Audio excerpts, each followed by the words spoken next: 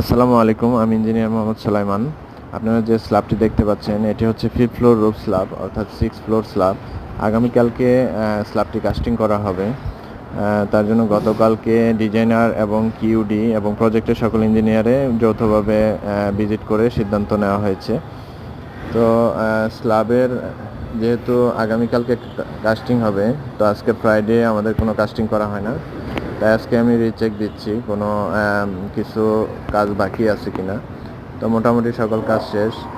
ডাক্টের extra যে বারগুলো দেখতে পাচ্ছেন এগুলো দেওয়া হয়েছে এবং সকল কভারিং মেনটেন করা হয়েছে।